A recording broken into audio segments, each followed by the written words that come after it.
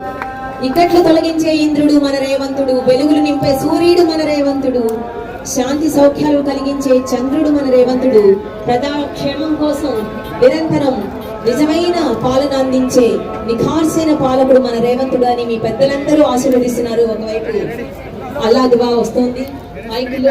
ఈ శుభతరుణంలో ఇందాక మాన్య మహోదయులు మన ప్రీతమ నేత శ్రీ రేవంత్ రెడ్డి గారు చెప్పినట్టుగా డాక్టర్ మన్మోహన్ సింగ్ ఫ్లైఓవర్ ప్రారంభోత్సవం వారి అమృత హస్తాల మీదుగా ఇక నుంచి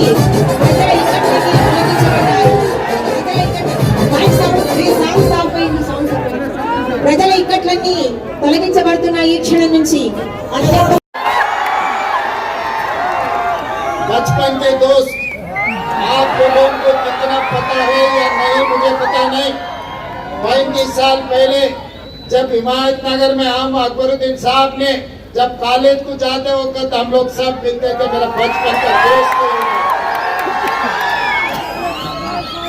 आज सलार साहब ने जो वादा किया था आप लोगों से जोड़कर ये शहर तरक्की करने के लिए सलार साहब ने जो कोशिश किया, उनके वादों पे आज असदुद्दीन ओवैसी साहब, अकबरुद्दीन ओवैसी साहब ये हैदराबाद तरक्की के लिए जितना मेहनत कर रहे हैं, पूरा दिल लगा के हैदराबाद शहर को आगे ले जाने के लिए कोशिश कर रहा है। उस दिन उर्दू हर गली में हिमायतनगर में हम घूमते थे, तब हम नहीं सोचे वो एमआईएम का एमएलए फ्लोर लीडर बनने वाले हैं, हम तेलंगाना के मुख्यमंत्री बनने का।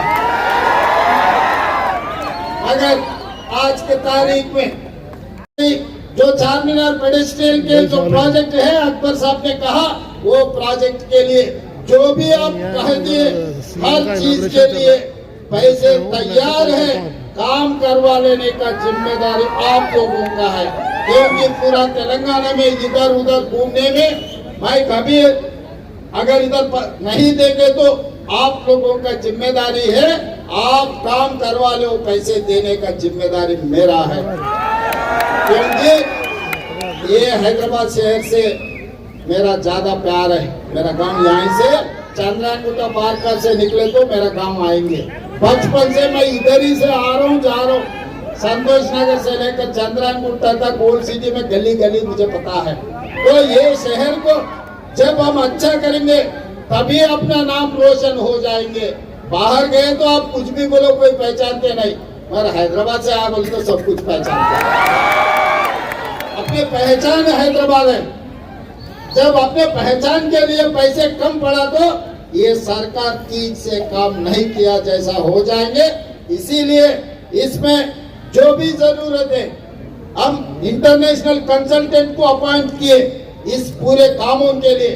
कंसल्टेंट के साथ साथ अपने एमआईएम एमएलए और नेता लोगों को बिठाऊंगा हैदराबाद के लिए। एजुकेशनल इंस्टीट्यूट वो आईटीआई हो, अकबर साहब असद साहब ने कह रहा था साहब हमारे लिए एक इंजीनियरिंग कॉलेज, बस जरूर जब जरूरत पड़े तो मैं एजुकेशनल डिपार्टमेंट को बोलूंगा, टेक्निकल एजुकेशन डिपार्टमेंट को जरूर हम इंजीनियरिंग कॉलेज देने के लिए कोशिश करेंगे। और आगे जूनियर कॉलेज, डिग्री कॉलेज के बारे में चंद्रायनगुट्टा में शुरू करने के लिए अकबर साहब ने कहा हम एजुकेशनल इंस्टीट्यूट में इंस्टीट्यूट से देने के लिए हम पीछे हटने वाले नहीं। जो जो जरूरत है जरूर वो काम हम लोग करेंगे।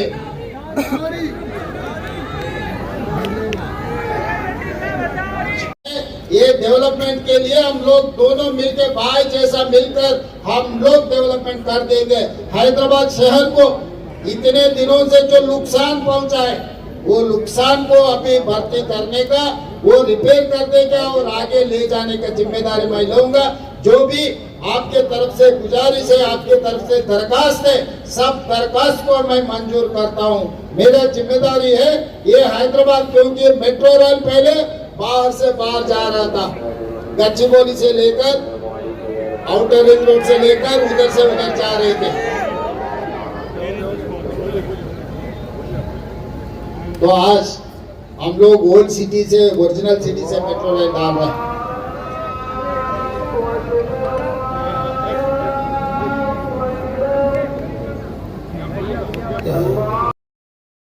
तो निकलिए, अलिया का मतलब पंडित है, आपको तो पता है ना।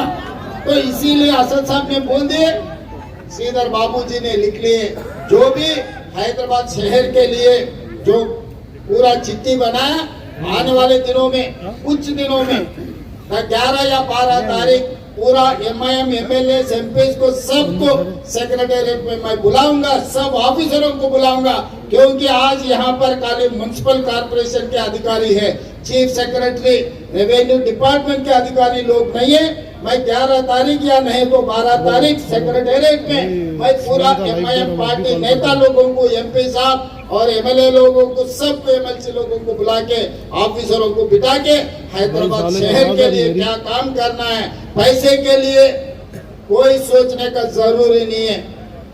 वो ये ओल्ड सिटी, बार बार अपने लोग कह रहे ओल्ड सिटी, भाई ये ओल्ड सिटी नहीं है, ये ओरिजिनल सिटी है। इससे पहले मैं चंद्रायन गुट्टा में यही बात कहा, ये पूरा तेलंगाना में जो शहर है, जो सिटी है, जो ओरिजिनल सिटी है, वो सिटी है हैदराबाद सिटी।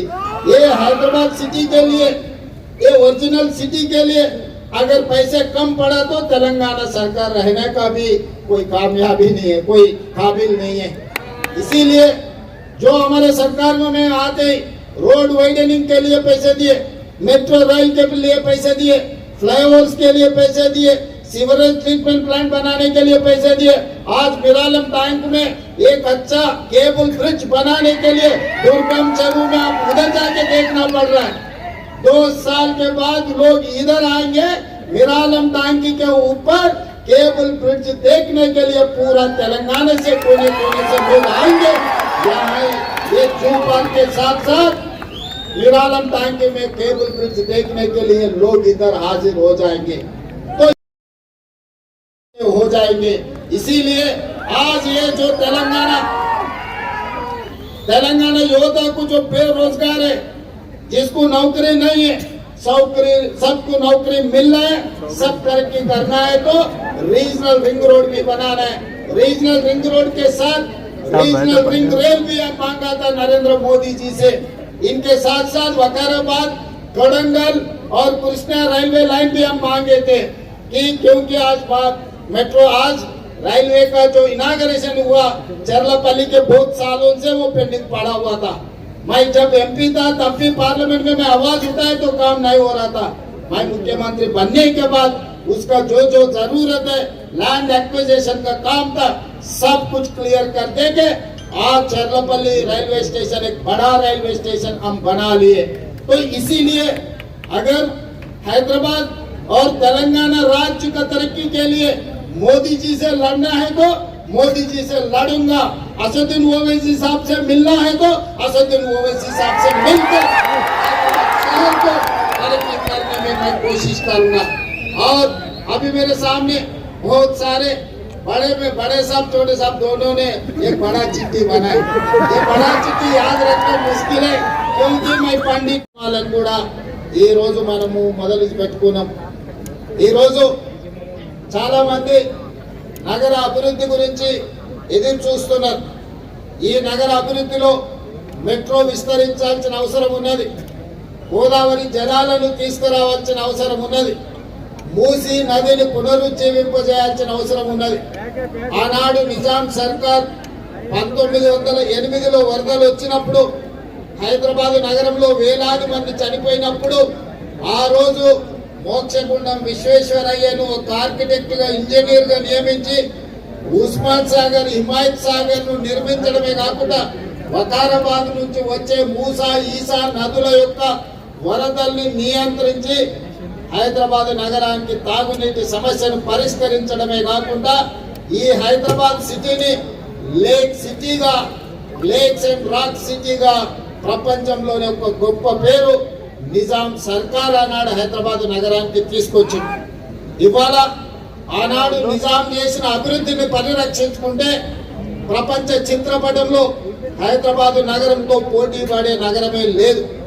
కానీ కాలక్రమేణా కబ్జాదారులు లేదా ఆక్రమించుకోవడం వల్ల హైదరాబాద్ నగరం యొక్క సుందరీకరణ దెబ్బతింటున్నది। ఈ రోజు హైదరాబాద్ నగరంలో చిన్న వర్షం వచ్చినా వరదలు వస్తున్నాయి, ట్రాఫిక్ జామ్లు అవుతున్నాయి। వీటన్నిటిని కూడా పరిష్కరించుకోవాలన్న ఆలోచనతోనే ఈ రోజు మన ప్రభుత్వం ముందుకు వెళ్తుంది। भाई बहनों, जो मंच पे बैठे हुए हमारे एमआईएम पार्टी के नया शहर, बाद में आता है सिकंदराबाद, बाद में आता है साइबराबाद, और हमारा रेवंत रेड्डी साहब ने नया शहर निर्मित करने के लिए फ्यूचर सिटी आता है। इसलिए हम ओल्ड सिटी को नहीं बोलते हैं। ओल्ड सिटी में रहने वाले आम जनता के लिए, उन लोगों के जो खास ये तालीम हो, उन लोगों का लिए रोड्स हो, अभी जो 4 किलोमीटर का फ्लाईओवर और जो भी हो, हम लोगों को बहुत नजदीक है, इसलिए हम यहाँ पर आया हुए हैं। एक ही बात बोलता हूं मैं, कल कोई बोल रहे थे, टीआरएस के पुराना मित्र बोल रहा था ये फ्लाईओवर हम बनाए, मगर मुख्यमंत्री साहब और असद भाई इनाग्रेशन कर रहे बोल के। मैं एक ही बात बोलना चाहता हूं, आप खाली बातों पे चढ़े और बातों पे पेपरों को छोड़ दिए, और फॉर्मली अब कागज पे हम फ्लाईओवर बनाते बोल के हमारा असद साहब, अकबर साहब और हम तमाम एमएलए साहब जब पूछे तो अब तो कागज दिए।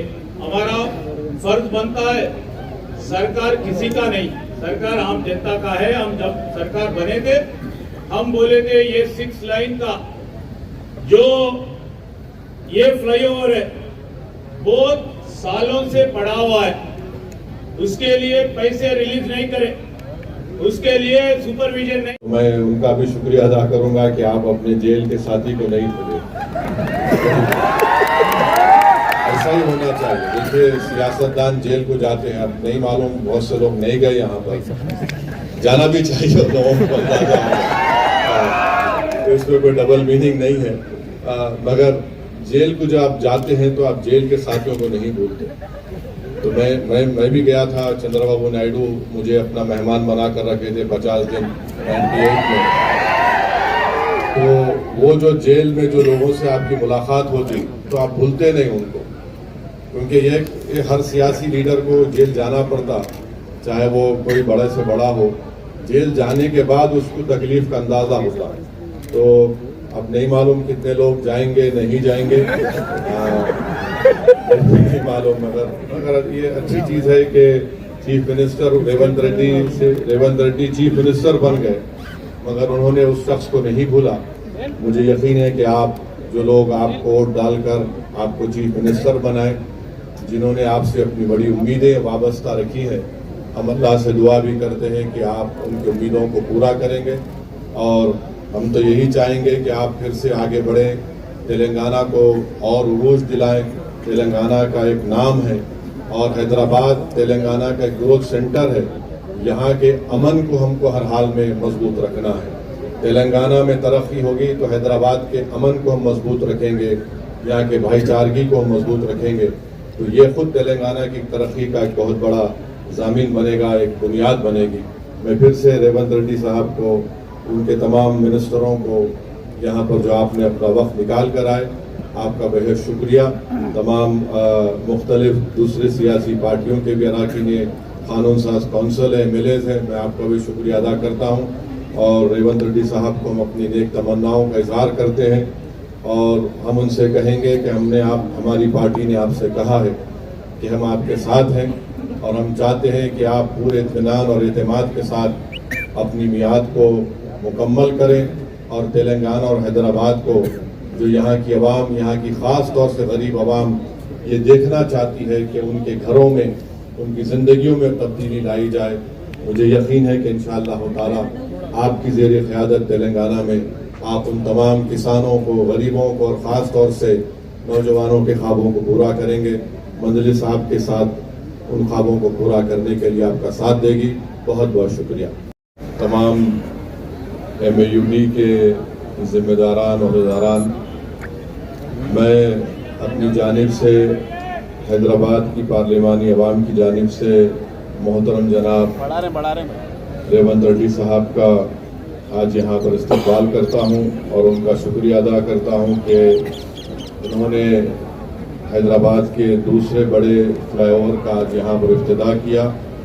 और मैं उनका शुक्रिया इसलिए भी अदा करना चाहूँगा कि वो जब वज़ीर आला बने उसके बाद इस काम में बहुत सुस्ती पैदा हो चुकी थी और उसका वजह ये थी कि फंड्स की ज़रूरत थी। तो मैं चीफ मिनिस्टर साहब से नुमाइंदगी किया और उन्होंने फ़ौरन उस पर मुस्बित एक्शन लेकर फंड्स को जारी किए और अल्हम्दुलिल्लाह आज ये हैदराबाद का दूसरा बड़ा फ्लाईओवर का काम मुकम्मल हुआ। मैं इस मौके का फ़ायदा उठाते हुए चीफ मिनिस्टर से गुजारिश करूँगा कि मीरालम टैंक के ऊपर भी चीफ